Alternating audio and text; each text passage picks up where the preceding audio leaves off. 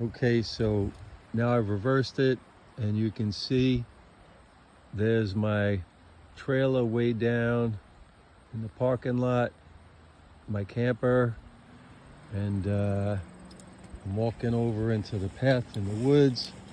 Hopefully I won't kill myself walking down the hill. It's kind of a drop, trying to hold the camera and my fly rod at the same time. I'm looking for the path. For some reason they let a lot of things get overgrown over here. Not sure what the deal is with that. They used to have, during the pandemic, tons of people like just descending on this place. Okay, here's the path. This is a little tricky, so let me just switch my hands around a bit. Not too bad coming up here traffic-wise. The LIE was moving slow, even though I left my house at like 6:15. I wanted to leave at 6, but I had to walk the dog. So here's the treacherous little path, walking down the hill. Hopefully I won't kill myself. There's a glimpse of the water. The water is looking good. My son was up here a while ago, and he's actually joining me here later. He thought the water might be on the low side. It looks pretty good right now. Okay, so this is probably not the smartest thing I've ever done, going down this muddy embankment with the camera in one hand, the fly rod in the other, and also holding my wading staff / ski pole. All right, working our way down, hopefully not brushing up against too much poison ivy, because I do see a lot of stuff. I don't know how people spot poison ivy, because every plant I look at fits the description, you know, with the jagged edges and the matte or shiny surface. I can never remember which one it is. All right, now we're trying to figure out how to get down to the water, because there's a bunch of wood piled up on the path. It wasn't there the last time I was here. So let's take a walk over here and see what we can see. Sorry for the shaky camera, but I'm holding it with between my thumb and forefinger.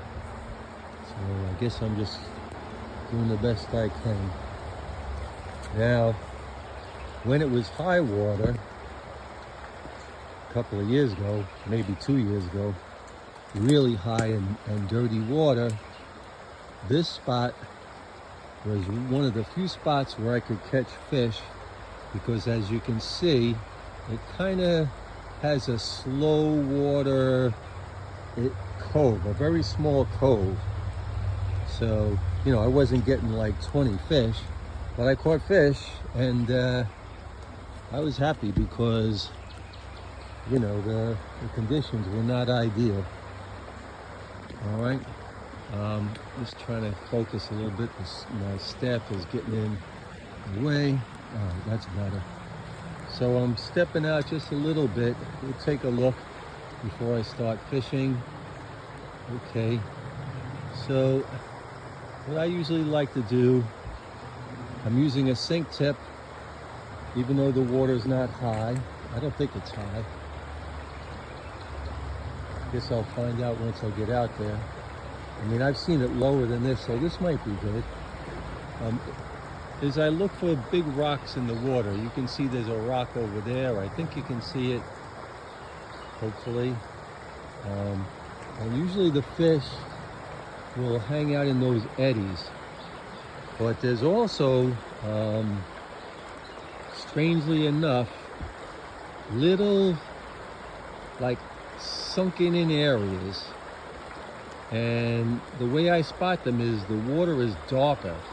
Maybe it's like 15 by maybe 20, 30 feet, like just a hidden little pool where it's dug out for some reason.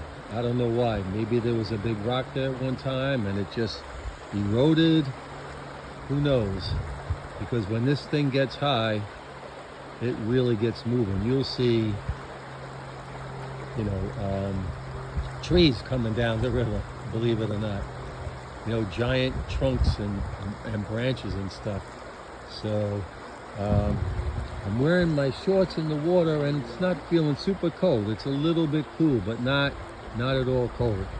So this should be just what the smallmouth like. And I got a lot of water to fish.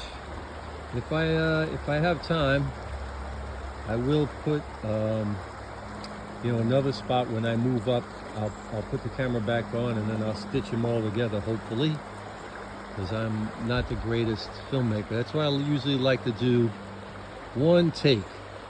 Like that Hitchcock movie, I forget which one it's called, where he just shoots the movie with one take from beginning to end.